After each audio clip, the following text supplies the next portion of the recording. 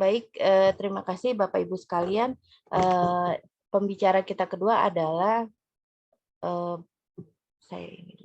Bapak Dr. Heri Oktadinata, STMT, tempat tanggal lahir dari Pekanbaru 5 Oktober 1970. Sekarang beliau sebagai dosen di Teknik Mesin Universitas Jenderal Ahmad Yani. Riwayat pendidikan S1 di Teknik Mesin Universitas Gadjah Mada, kemudian melanjutkan ke S2 dan S3 di Teknik Metalurgi dan Material Universitas Indonesia. Sekarang aktif sebagai dosen di jurusan Teknik Mesin Universitas Unjani. Pengalaman profesionalnya adalah sebagai Production Engineering Manager PT Binder Indonesia, kemudian Project Manager di General Electric Transportation System, kemudian Asisten Manager PT Panasonic Global Electronic, dan Production Supervisor di PT Wika. Salam Pak Heri, bagaimana Pak? Sudah siap Pak? Siap Bu Sinta, terima kasih. Iya, silakan Pak. Waktu dipersilakan untuk bisa memulai pemaparan. Sebentar. Baik, silakan. Ya. Baik, terima kasih Bu Sinta. Yang saya hormati Bapak Anjar Niryawan selaku Ketua API Pusat, Bapak Badrul Munir PhD selaku Ketua API Jabodetabek, Bapak Ibu pengurus API Pusat maupun pengurus API Jabodetabek, serta Bapak Ibu peserta webinar. Selamat pagi, Assalamualaikum warahmatullahi wabarakatuh. Semoga kita semua selalu dalam keadaan sehat walafiat, tidak kurang suatu apapun. Untuk mempersingkat waktu, karena saya hanya diberikan waktu 15 menit, mohon izin, saya akan langsung share screen.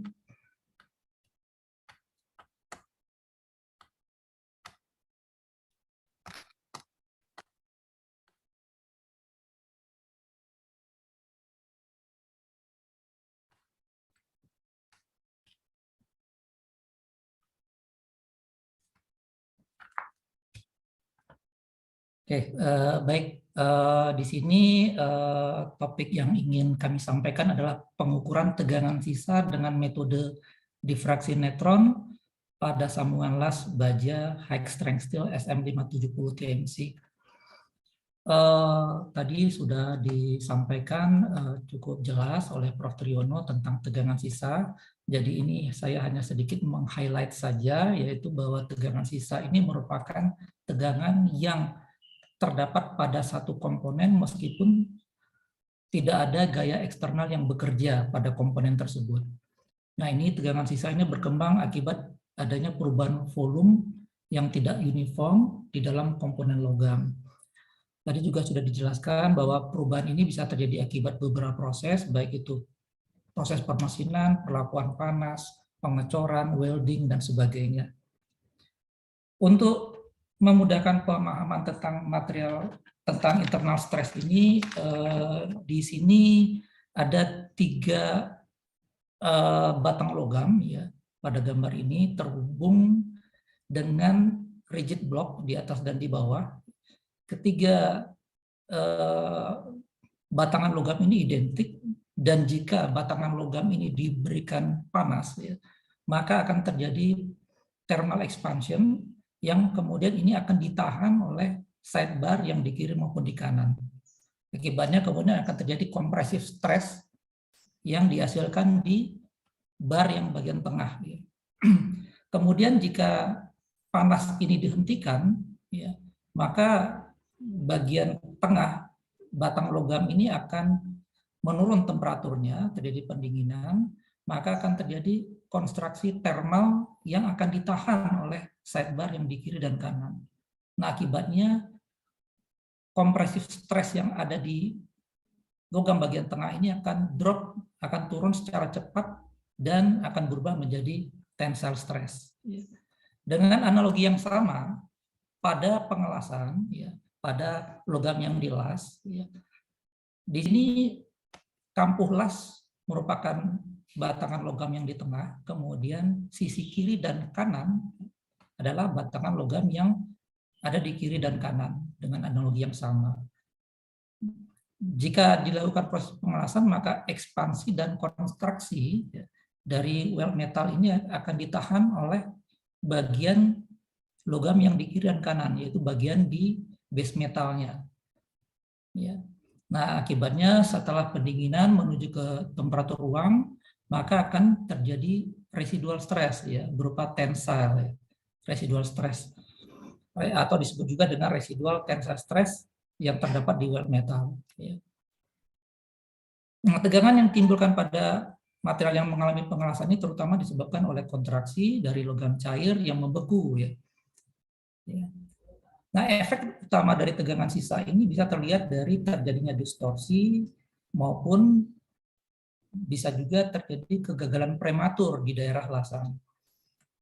Nah, tegangan yang ditimbulkan oleh regangan ini akan menghasilkan gaya internal yang menyebabkan penyusutan material sehingga terjadi perubahan dimensi yang disebut dengan distorsi. Di sini bisa terlihat terjadinya shrinkage pada sambungan last butt weld, ya. Jadi shrinkage arah transversal yang bagian A, kemudian bagian B shrinkage arah longitudinal, lalu juga ada angular distortion baik itu untuk butt weld maupun di fillet weld. Nah, tegangan sisa bisa berupa tegangan sisa tarik, namun juga bisa berupa tegangan sisa tekan, tergantung perubahan volume yang terjadi selama pemanasan dan kemudian dilanjutkan dengan pendinginan. Distorsi yang terjadi ini bisa berbeda untuk jenis material yang sama dengan ketebalan yang berbeda. Jadi semakin tebal material, maka distorsinya semakin besar disebabkan karena volume weld metal yang semakin besar. Nah, perubahan volume pada skala mikro dan makro, ya, pada skala makro, ya, tegangan sisa ini diakibatkan oleh adanya perbedaan volume pemuaian dan penyusutan akibat panas. Lalu adanya perbedaan laju pendinginan, baik itu di bagian atas maupun di bagian bawah permukaan yang dilas. Lalu ada juga perbedaan cooling rate di weld metal maupun di daerah HAZ atau daerah terpengaruh panas. Secara mikro, perubahan volume ini dapat terjadi karena transformasi fasa dari fasa austenit ke fasa ferrit, dari FCC ke BCC selama proses pendinginan. Ada beberapa metode pengukuran tegangan sisa, baik itu pengukuran langsung maupun tidak langsung yang menggunakan estimasi menggunakan teknik numerik. Pengukuran langsung bisa dilakukan secara destruktif menggunakan metode hole drilling, dan non-destruktifnya bisa menggunakan X-ray, bisa juga menggunakan difraksi neutron. Dibandingkan dengan metode pengukuran tegangan sisa lainnya, ya, difraksi neutron ini mempunyai kelebihan di mana dapat mengukur tegangan sisa di bagian dalam komponen. Ya. Sementara jika kita bandingkan misalnya dengan metode X-ray non-destruktif, X-ray kedalaman penetrasinya hanya beberapa mikron saja, ya, hanya bisa mengukur di daerah kulitnya saja sehingga hanya bisa mengukur di bagian sumbu X dan Y, sementara arah normal tidak bisa dilakukan pengukuran. Demikian juga untuk metode hole drilling.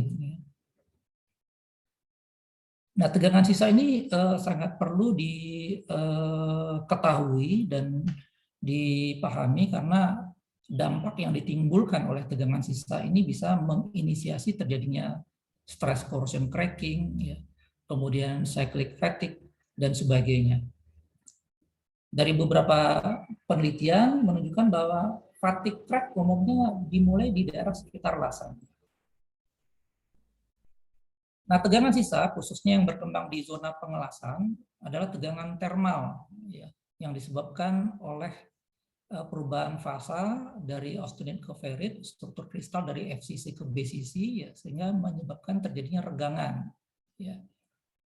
Nah, ini merupakan proses metalurgi yang cukup kompleks. Nah, tegangan sisa yang berkembang di sekitar lasan disebabkan karena adanya perbedaan temperatur. Di sini kita bisa lihat ya, di mana di daerah tengah well metal ini temperaturnya adalah temperatur meltingnya logam untuk baja di sekitar 1550 derajat Celcius. Kemudian semakin jauh dari daerah sumbu kelas, temperatur semakin rendah. Nah, perbedaan temperatur ini sangat besar gapnya ya. Ini yang kemudian menyebabkan terjadinya tegangan termal. Nah, untuk metode difraksi neutron dari semua metode pengukuran tegangan sisa ini bisa mengkuantifikasi tidak hanya besaran tegangan sisa tapi juga arahnya. Jadi pengukuran tegangan sisa dengan difraksi neutron ini mempunyai daya tembus yang cukup tinggi, ya. Sehingga kita bisa mengetahui di bagian dalam material besaran tegangan sisa bisa berbeda dengan tegangan sisa yang terdapat di bagian permukaan. Nah, untuk pengukuran metode difraksi neutron ini yang diukur sebetulnya adalah regangan kisi kristalnya, ya di sini FCC dan BCC, sehingga jika terjadi perubahan kisi kristal, jarak kisi kristal, maka ini bisa diukur dan kemudian dihitung tegangan sisanya. Untuk pengukuran tegangan sisa menggunakan difraksi neutron menggunakan hukum Bragg di sini, yaitu N lambda sama dengan 2DH/KL sin theta. Jadi yang diukur secara langsung adalah sebetulnya sudutnya, ya, sudut difraksinya. Dari sudut difraksi yang terukur kemudian bisa dihitung nilai D-nya di sini, ya. Nilai D-nya. Kalau D-nya telah diketahui, maka regangan HKL-nya juga bisa dihitung, ya, dengan rumus, ya, di mana regangan HKL adalah jarak D, ya, sebelum ini berubah, setelah berubah dikurangi dengan jarak kisi kristal D 0, yaitu sebelum berubah, ya. Setelah regangan HKL diketahui, maka kemudian akan bisa dihitung tegangan sisanya, ya. Jadi tegangan sisa sekali lagi ini dideteksi dengan mengukur perubahan jarak kisi, ya, jarak kisi. Dan tegangan sisa kemudian bisa dihitung baik arah transversal, arah longitudinal maupun arah normal berdasarkan rumus ini, ya. Jadi dengan kita memperoleh data regangan dan mempunyai data modulus elastisitas serta rasio Poisson, maka tegangan sisa arah sumbu X, Y, dan Z bisa dihitung. Iya. Nah, untuk pengukuran tegangan sisa menggunakan varietas difraksi neutron, ini menggunakan gelombang neutron untuk menentukan struktur kristal logam. Jadi di sini berkas neutron dari teras reaktor ya, disalurkan melalui di sini ada monokromator. Monokromator ini akan menyeleksi panjang gelombang untuk menghasilkan neutron dengan panjang gelombang yang seragam. Lalu kemudian gelombang neutron yang mengenai material uji. Material uji di sini ditempatkan sedemikian rupa, ya. Di sini di atas meja putar yang bisa digerakkan baik itu arah vertikal horizontal maupun rotasi. Lalu berkas neutron yang mengenai material uji ini akan terdifraksi, ya. Nah, difraksi neutron ini kemudian akan dideteksi oleh detektor, ya.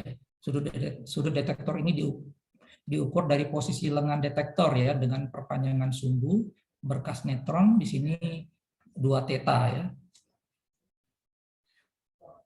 Nah, selanjutnya eksperimen yang kami lakukan di Batang, ya,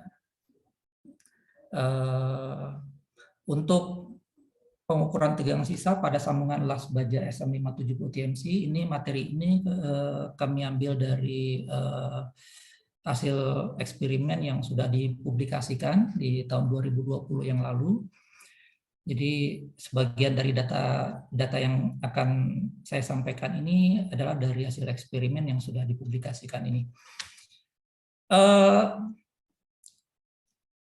Material yang kami gunakan pada penelitian ini adalah baja high strength steel yaitu jenis SM570 TMC, produksi Krakatau POSCO, di mana baja ini merupakan baja yang saat ini digunakan untuk konstruksi jalan layang tol Jakarta Cikampek.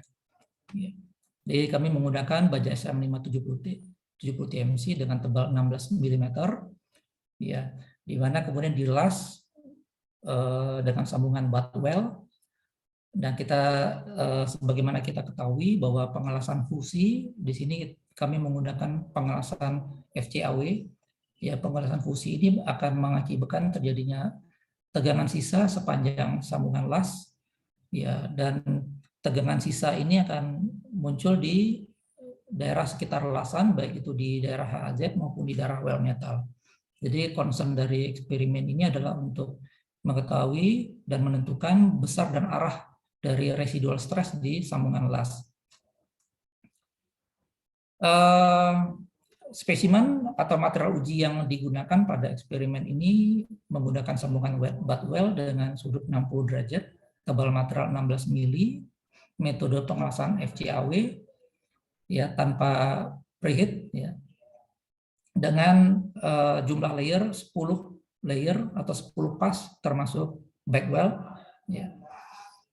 Kemudian daerah yang diukur untuk distribusi tegangan sisa ini seperti terlihat dari sketch berikut ini. Jadi diukur pada kedalaman 3 mm dari top surface dan kedalaman 8 mili dari permukaan atas.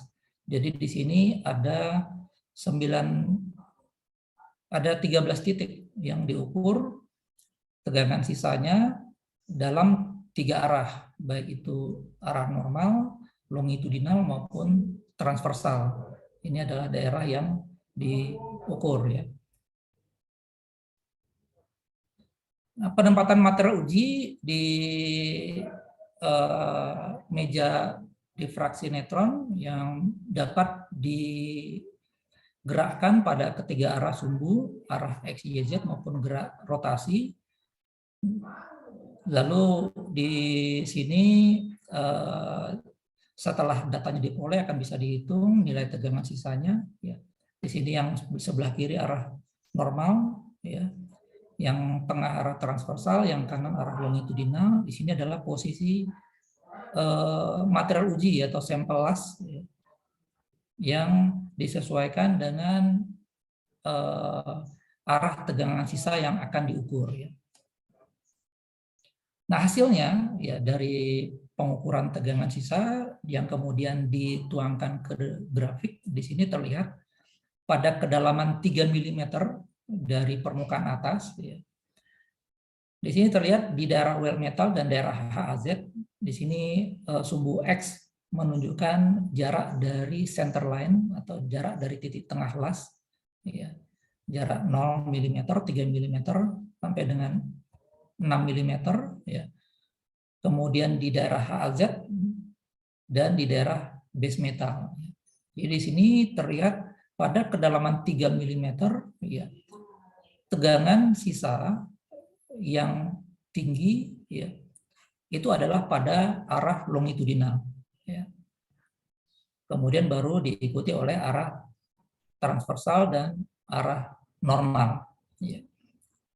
Dan di daerah titik tengah lasan ini tegangan sisanya paling tinggi dibandingkan daerah HAZ maupun di daerah base metal, ya. Kemudian pada kedalaman 8 mili, ya, diukur di sini, ya. Pada kedalaman 8 mili tegangan sisa arah longitudinal masih tetap lebih tinggi dibandingkan arah yang lain, tapi besarnya lebih kecil dibandingkan pada kedalaman 3 mm. Jadi pada kedalaman 8 mm ini tegangan sisanya lebih rendah, ya. Nah, dari hasil yang diperoleh maka dapat disimpulkan bahwa tegangan sisa pada arah longitudinal lebih tinggi dibandingkan tegangan sisa baik arah normal maupun arah transversal.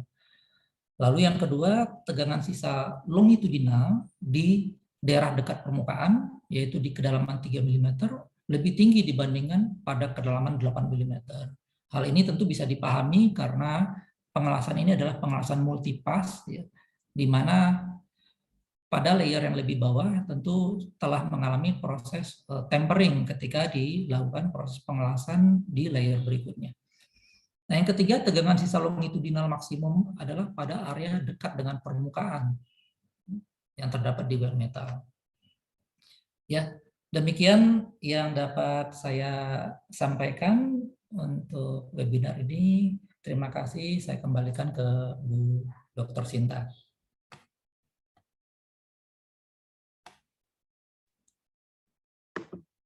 Baik, terima kasih Pak Heri atas pemaparannya, sangat menarik sekali.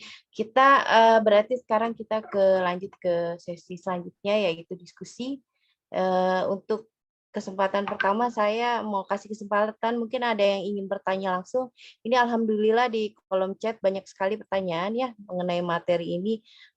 Nanti kita akan bacakan. Untuk di peserta Zoom, apakah ada yang ingin langsung bertanya? Kalau tidak, saya share dulu. Saya akan membacakan pertanyaan ini ya Pak. Mungkin ada beberapa yang sudah dijawab langsung oleh Prof. Triyono dan Pak Heri. Ini pertanyaan pertama adalah, seberapa ke Profesor Triyono ya Pak, seberapa dalam difraksi neutron bisa mengukur tegangan sisa untuk proses pengelasan Pak? Kemudian mungkin dua pertanyaan dulu, apakah sharpening dan bagaimana sistemnya? Mungkin Prof. Triyono bisa Ya, makasih menjawab. Bu Sinta. Itu beberapa sudah saya jawab ya di kolom chat juga. Untuk Pak Edi itu sudah saya jawab. Jadi yang coating itu yang ada apa namanya, dia memasukkan unsur metal yang karakteristik atomnya berbeda ya. Itu nanti dia akan menyebabkan regangan kisi ya, regangan kisi di dalam material di permukaan itu, sehingga dia bisa menyebabkan terjadinya tegangan sisa microstresses ya gitu. Kemudian yang coating yang pakai thermal ya, kayak thermal spray misalkan gitu, itu jelas ya, karena ada tumbuhan, ada panas juga di situ gitu. Kemudian Bu Sri juga sudah saya jawab juga. Untuk neutron ini nggak bisa untuk non logam, terutama plastik ya, itu nggak bisa karena sifatnya neutron itu nanti akan terserap oleh hidrokarbon ya gitu. Jadi material-material yang banyak hidrogennya itu nggak bisa dipakai, nggak bisa diukur dengan ini. Metal pun juga kalau single kristal kayak aluminium itu cukup sulit juga ya. Saya beberapa kali nyoba untuk aluminium itu datanya ya sedikit scratch ya, jadi agak ngawur gitu, jadi karena memang mendekati single kristal.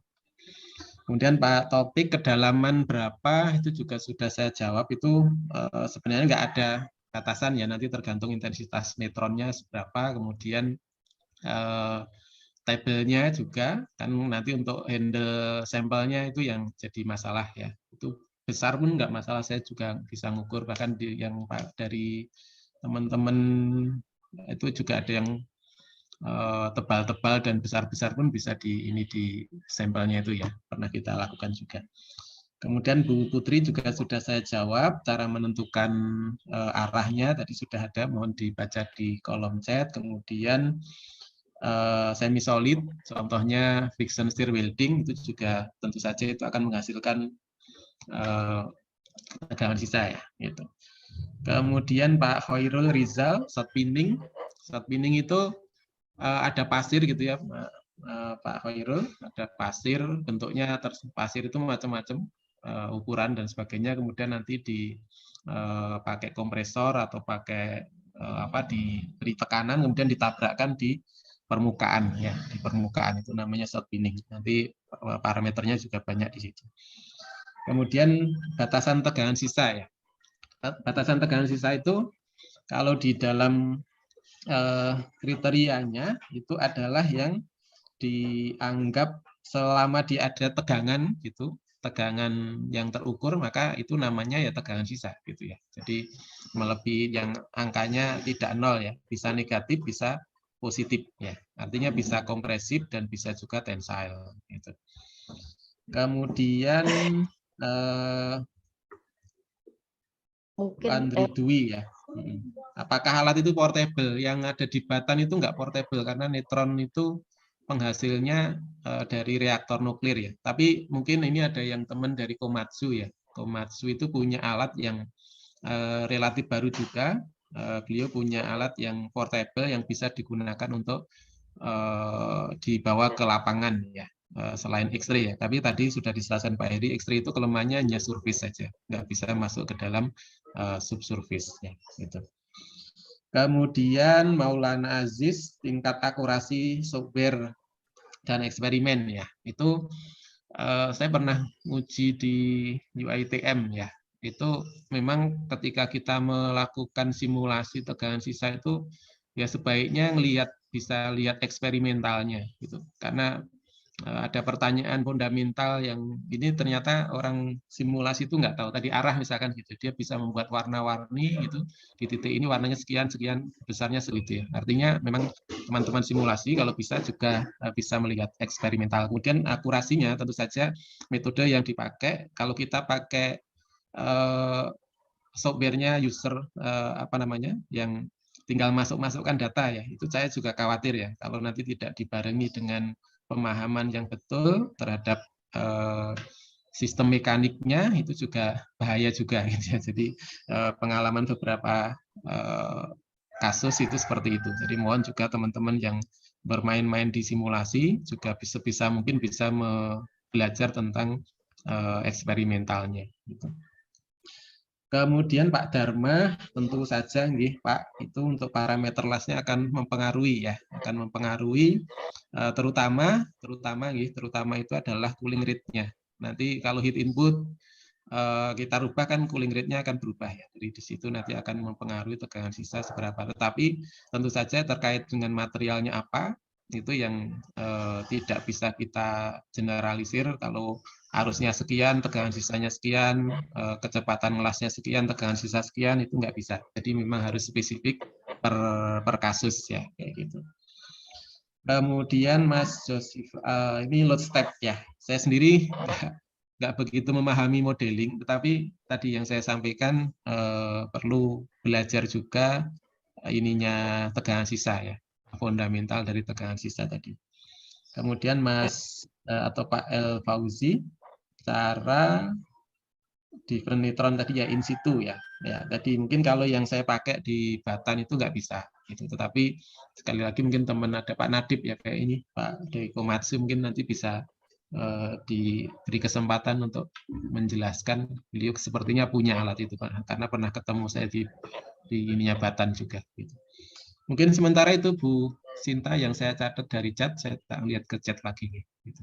Baik, Prof. Trione, terima kasih. Selanjutnya untuk ke Pak Heri ada pertanyaan, apakah tegangan sisa bisa menimbulkan stress corrosion cracking, Pak? Kemudian dari saya sebenarnya, oh ya tadi ada pertanyaan direct, untuk melakukan pengujian neutron diffraction dari Ibu Taya, berapakah dimensi atau berapa titik untuk melakukan pengukuran dan area weldingnya, dimensi area welding? Mungkin bisa dibantu dijawab. Terima kasih.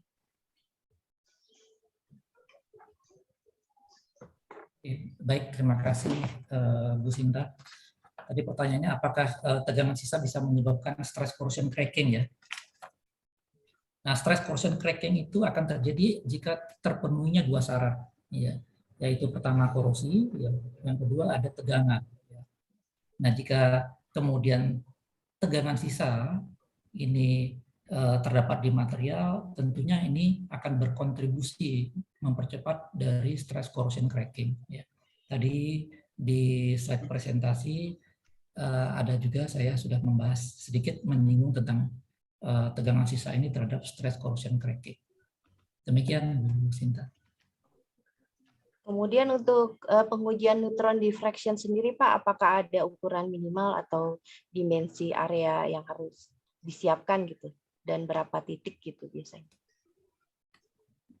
Oke, untuk dimensi material uji sebetulnya kembali lagi ke space dari meja diffraction neutron yang ada di Batan. pada saat saya melakukan pengujian di sana, kebetulan ukuran yang kami bawa itu sudah termasuk cukup besar karena kami membawa sampel ukuran 370 mili dikali 300 mili. Jadi panjang 370 mm, lebar 300 mm. Dan ini kelihatannya sudah cukup maksimal ukuran sampel yang bisa diuji di fasilitas yang ada di Batam.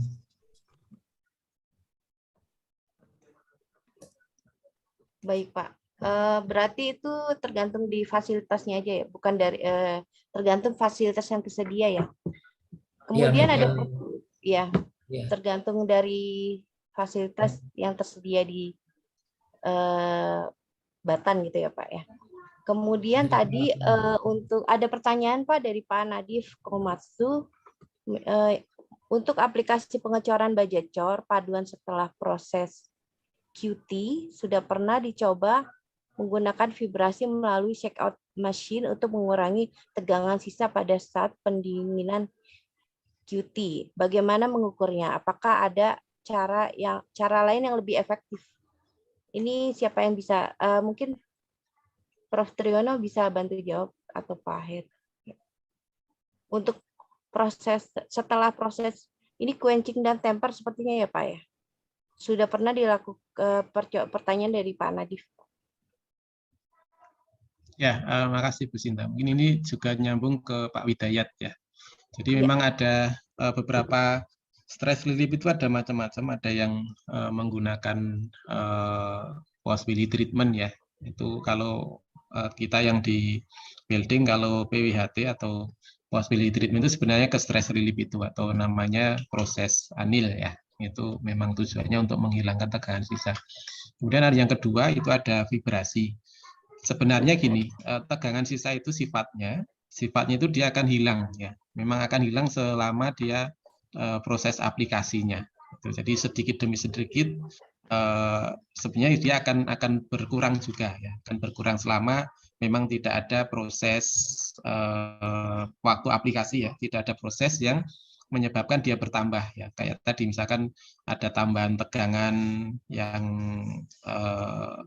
menyebabkan deformasi plastis dan sebagainya, maka dia akan sebenarnya dia akan mengecil ya. Itu termasuk getaran itu juga diyakini dan dari beberapa riset itu memang menghilangkan, bisa digunakan untuk menghilangkan tegangan sisa ya gitu. Anaknya udah pengen kemudian masuk ke TKJ, orang tuanya masih ke yang 2 jurusan aja pilih, jangan masuk TKJ lagi gitu.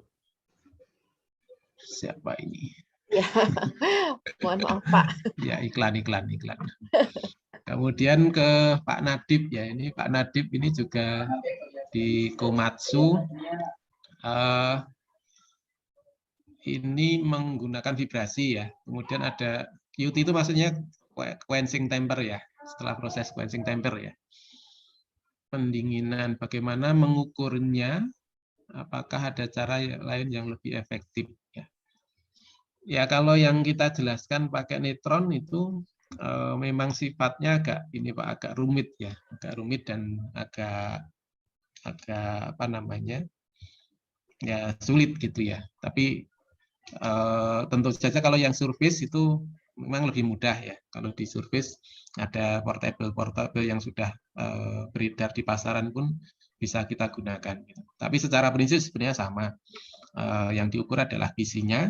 Kemudian kisi itu akan kita hitung ya, akan kita hitung strain mikrostrainnya, kemudian kita bisa menghasilkan tegangannya dari mikrostrain tadi. Gitu. Jadi kalau yang lebih efektif yang mana mungkin ini perlu kita bisa browsing alat sebenarnya yang bisa portable itu cukup banyak, gitu. Cukup banyak. Gitu. Atau mungkin Pak Nadib sebenarnya udah tahu ini. Saya tahu sendiri.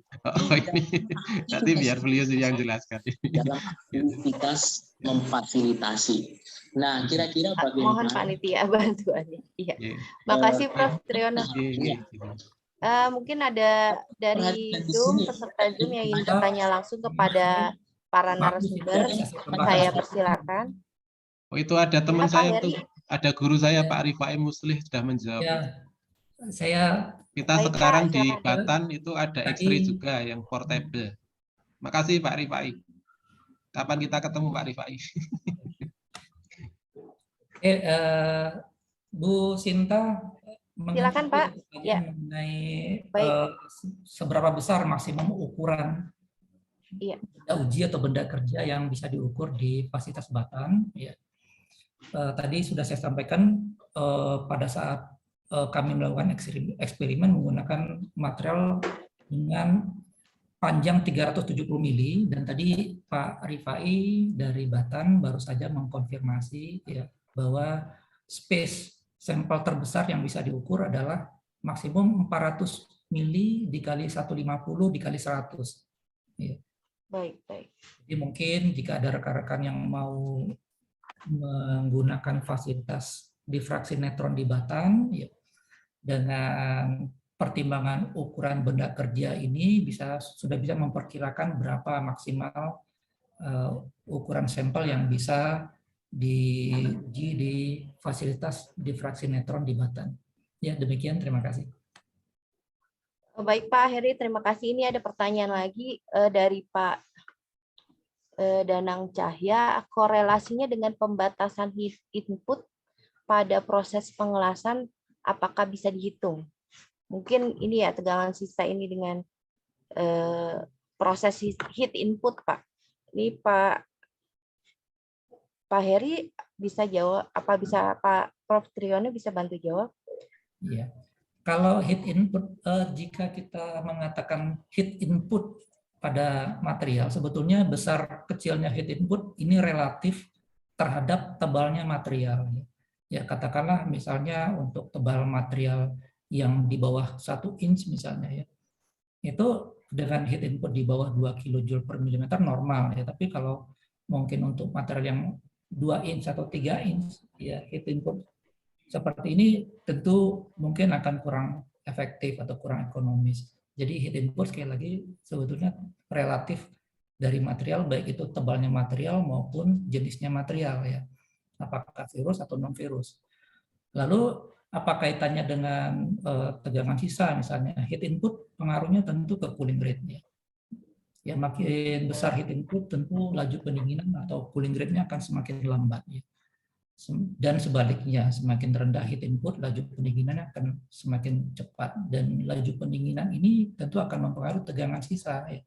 Karena tegangan sisa di pengelasan adalah tegangan termal yang terjadi akibat perbedaan temperatur di daerah well metal dengan di daerah sekitarnya. Ya, demikian, Bu Sinta. Baik, Pak. Ini satu pertanyaan lagi, apakah